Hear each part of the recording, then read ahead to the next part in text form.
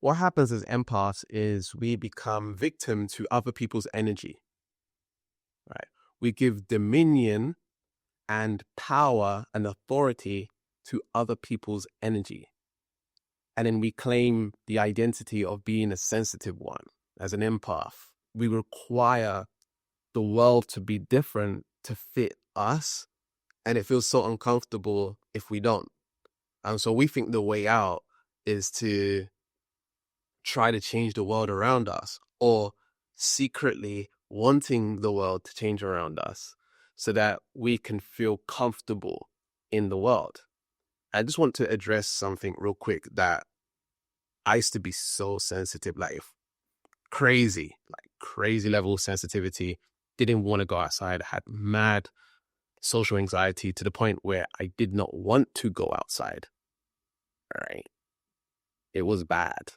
And I didn't want to meet people, didn't want to talk to people. That's how much I identified and became victim to the world around me. Loud sounds, too much light, too much noise. I still have some of these sensitivities, but I became so much of a victim that was bringing my life down. It was stopping me from achieving the goals and manifestations and the things that I wanted to create in my reality on an ego-based level. And so as an empath, we think we have no control over our sensitivities, our energy, and that we are just a constant victim to other people's energy, the way that they talk, the way that they behave, the way that they are, whether that's family members, friends, your colleagues. But oftentimes we're even empathic to our own thoughts and our own emotions, because once that person does something on the external world that now triggers you and affects you, or you feel their energy, now you're a victim to what you are feeling in that moment. You're a victim to your emotions. You're a victim to your thoughts. Does that make sense? And so that's what a Karen does, right? A Karen is a victim to her external reality. It's just that you are not conveying it in the same way that a Karen would, right? It's not extroverted. It's not overt. It's inside.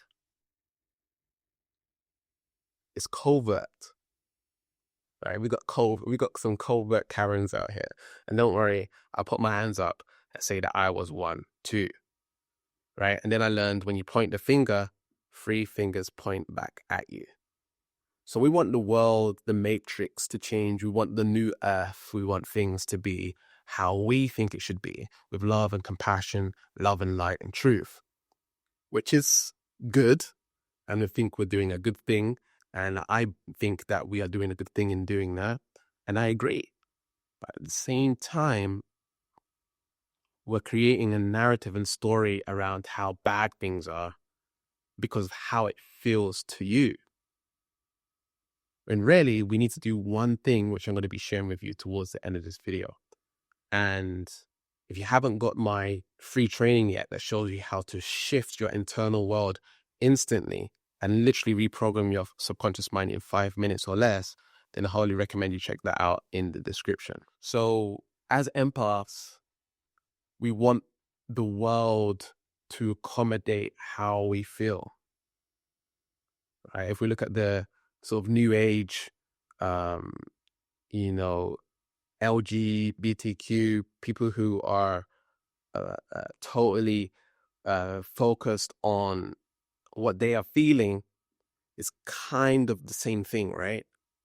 It's not exactly the same, but it's kind of the same thing, wanting people to mold to their pronouns and stuff like this. Now, they're okay to convey that and talk about that and share those things with people. They do it more overtly, I guess, than someone who's empathic. Whereas a covert, someone who's sensitive, spiritual, highly sensitive person, we still want the world to accommodate us. But guess what? It's not going to happen. It's not going to happen. So we got to think up a different strategy here so that we can rise above it dramatically. I'm going to show you how to do that. Also, oftentimes, I'm not saying everyone that is empathic they think they know what's best for everyone, right? Just like they think they know what's best for the world. They want the new earth, right? They think they want love and light and truth, and they want to raise the vibration, right? That's kind of egotistical. There can be a narrative and ego behind wanting that to happen, right? Beyond the selfish needs, right? So that you can now feel comfortable, right, in the world, which is, a need that we all want. We all want to feel comfortable. We all want to feel grounded in ourselves. And it's really important that that happens. But at the same time, we're giving authority to the external world by doing that as well. Even at times, some people want things to be all high vibe, right? This video, if you clicked on this, chances are you're not so much into the high vibe all the time thing because of the title, right? Because of what I'm discussing, right? I'm causing friction here. It's not something that's just like, oh, kumbaya, I'm sharing with you who I've been in the past and what I've been able to overcome.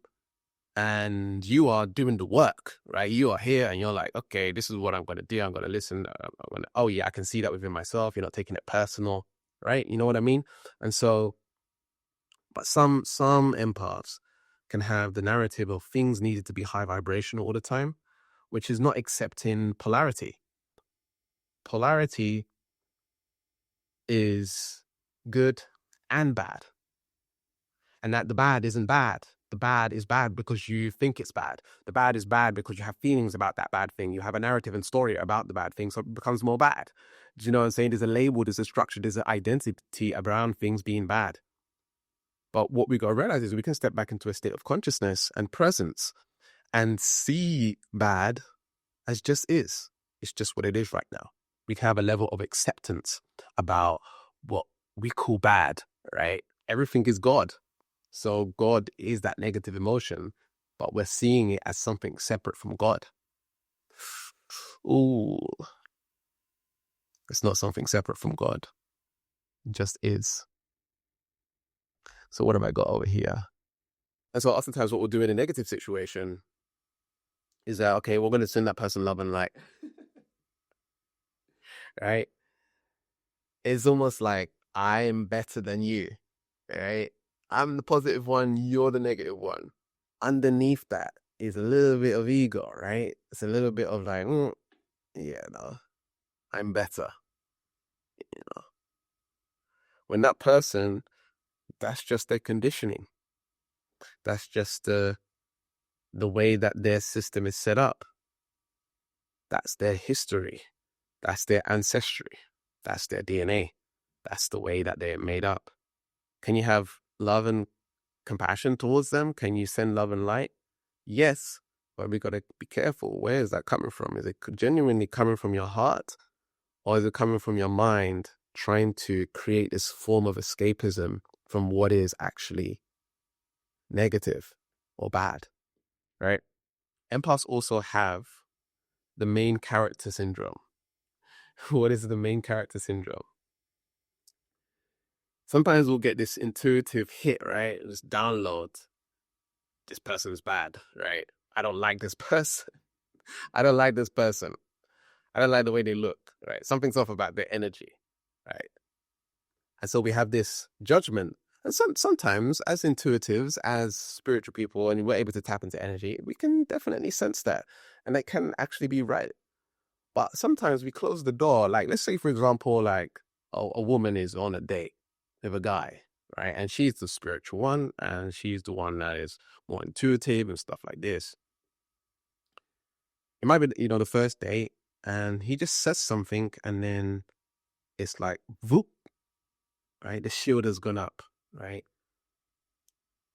Whoop, nope. The intuitive hit has come in, and it's like, nope, we don't even give that person a chance. And I'm just gonna be careful here, right? Sometimes we need to listen to that, right? Sometimes it's right, sometimes it is accurate. But ask the question first before making the judgment. Ask questions. Look at the person's actions. before deciding that you're not going to go on a second date.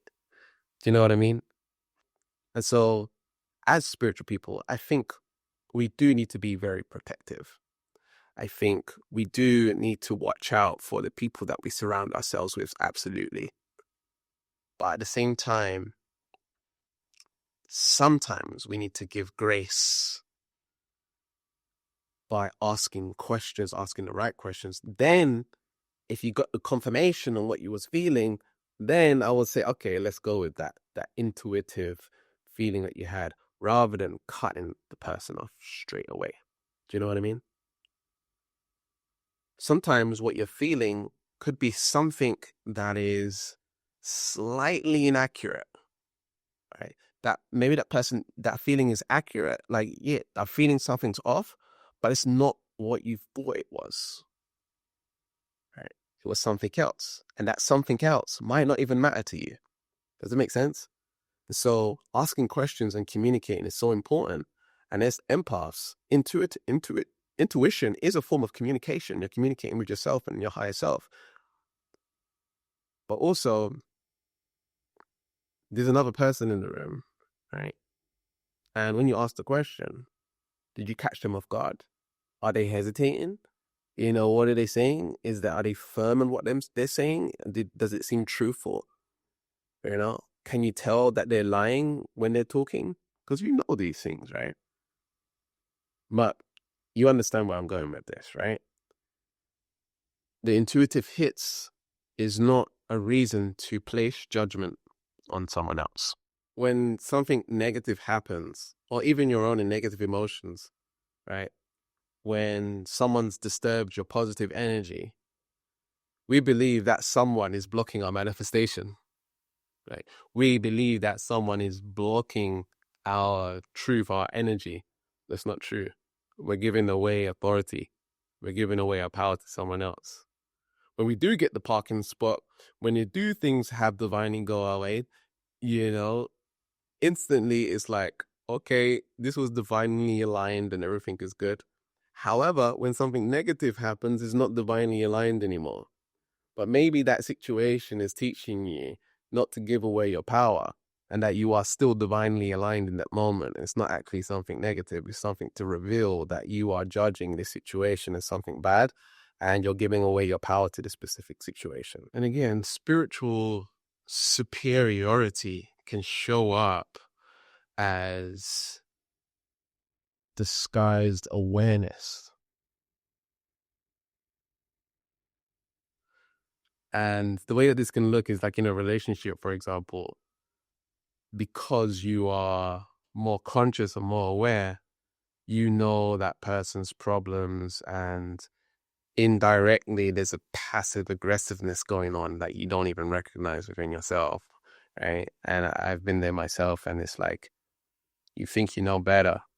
Once again, we're thinking we know better because we are conscious, because we are spiritual, because we are good people, right? We are nice. We're the nice ones. We're the good people.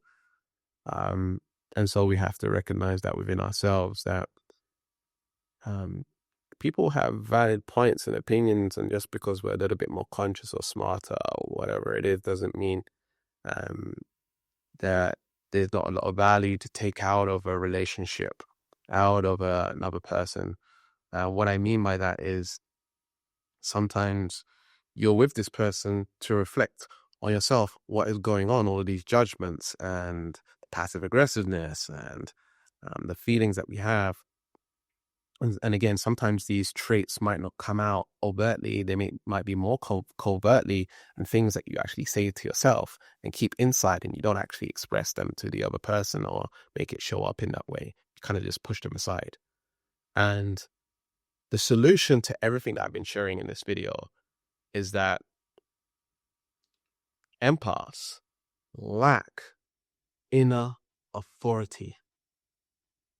Empaths lack inner authority. Authority over their emotions, their energy, their thoughts, their beliefs, right? They lack authority over that. And when I say authority, you're probably thinking like, okay, authority, I'm going to control myself. I'm not talking about that kind of authority. I'm talking about recognizing presence or awareness as authority. And you are that which is authority. So when someone does something externally, and I'm an empathic person, so I'm going to feel certain emotions, right? No longer are you giving that person authority over what you are feeling inside. You are feeling it, and you have the authority to see it. And I use the word see it for a specific reason, because we don't want to change it. We don't want to change the other person or try to get them to change necessarily. We can have a conversation, right? But really, we are empathic, or people are empathic and sensitive, because we're given authority to the world. We're given authority to the matrix. We're given the matrix power.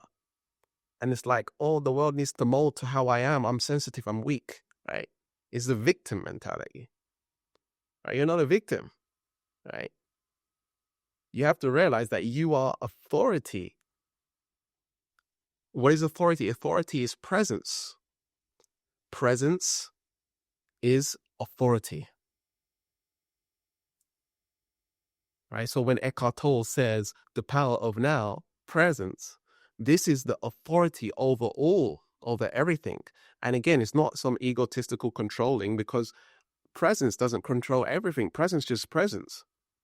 Presence is going to allow the emotions to be how they're going to be. It's going to allow the empath part of you to be how it's going to be. It's going to allow that other person to be how it's going to be. And then you're not trying to change it. It's almost like the state of acceptance. And you are not trying to gain power over anything at all, because you realize you are power. Just from this alone, there's a good chance you'll be less empathic, right? You'll be able to do more things. So you're in a situation where it's crowded, there's a lot of people, and there's a lot of stuff going on. We give our power, we give permission for other people to take our energy and vice versa, absorbing people's energy. We give that away. It's a choice. Whether that's consciously or unconsciously, we're giving away that power, because we have forgotten our authority. The problem is we are not grounded here on earth. We're so much in the woo-woo spiritual awakening that we have forgotten to dig our roots deep like a tree trunk and stand tall, sturdy in who we actually are. And we're blaming the world in order to mold to how we are. And again, that can be overtly or covertly. For a majority of empaths, it's going to be covertly, because then we become people pleasers, right? We want to please other people. We want to make other people feel good. But in the whole process, we're feeling bad the whole time, right? We play the victim, which is the Karen. And so if we're in a situation, it's a crowded place, and you realize the authority that you have in this situation, man, it could be loud music, there could be a lot of light, there could be a lot of people talking. Claim your energy. Claim who you are, right? Claim who you are completely. And when I say who you are, I'm not talking about ego-based who you are necessarily, which is a part of it. I'm talking about claiming who you are as presence. Presence is God. You are God. You are the universe expressing itself in human form. That noise that you hear, the other people's energy, the light, the sound, the empath traits is also God too. But we see it as separate from God. We want it to change. We want it to be different. No. We are the authority, meaning we are that which is harming us, hurting us, making us feel bad, or whatever it is. I know this sounds a bit of a brain twister, right? It's a bit of a mind fuck. But we have to realize that there is no external force that's making you feel that way. You are tapping into the energy of being empathic, and that is it. you are tapping into the frequency of victimhood. Empathic and victimhood can coexist at the same time, right? They are not separate oftentimes. Some people are empathic and they've realized that I'm not a victim to being empathic, right? It's not a curse, right? And that you can actually turn it off, right? When I'm on my calls with my group, I can turn it off, I can turn it off, I can turn it on, right? Why? Because I am the authority over what I'm feeling and experiencing. You're the authority over your energy. You're the authority over your thoughts. You're the authority over your emotions. And again, I just want to be very clear. It's not authority in terms of the 3D authority I'm going to control my thoughts, emotions, and energy. It's authority realizing that that is also presence. That is also God. That is also God. That is also God. Right? And that you are that, right? How can it affect you when it's you, right? I don't know if that makes sense. How can it affect you if it's you? Once you claim authority, energy just flows and it doesn't feel as negative anymore. A situation can arise in external world, something can happen, and maybe it's going to trigger you in that moment. And you're feeling these emotions of panic, of distress, of stress and tiredness or whatever it is. This can be happening. And there's two options in that moment. Am I going to step into authority and allow the energy to be there without labeling it as something negative or wanting it to change? Or am I going to dip myself into it and be frustrated and angry and panic and identifying with wanting that energy to be different than it actually is? It's a choice. And so imagine what will happen if you continually practice being in authority. When I say presence, it's not just presence, kumbaya, right? Enlightened, it's not just that. It's like, that is the authority. Your brain needs to know that it is submissive to authority, to presence, to God, even though it is God, right? But right now, your brain, your feelings, your emotions are playing God in your reality and they are controlling you. They have dominion, they have authority, they have sovereignty over you. What I'm telling you to do is taking back your sovereignty completely by realizing that you are presence and presence is authority. Now the magic can happen. So imagine you continually practice this. What's going to happen to your thoughts and emotions? What's going to happen to the ego? The ego is going to be like, oh, he's going to feel this, but it's not going to he's not going to get the result I want, right? Your emotions are not going to get the result that it wants. So I just want to give you an example. We can feel like not doing something. You're procrastinating on a project or whatever it is that you want to do. What we tend to do is we give in to the feeling and we follow the feeling and we let the feeling lead our lives. That's a trap, right? We'll never get anything done. And that's probably what happens to a lot of people. And that's what procrastination looks like, right? And now we're not creating our dream lives. Or what if we could step back and not give it any power and realize the authority and just do it anyway, no matter what feelings are arising and being there? So this, in my opinion, for empaths is one of the first steps you need to take in order to transform your life in a very, very big way, very, very quickly.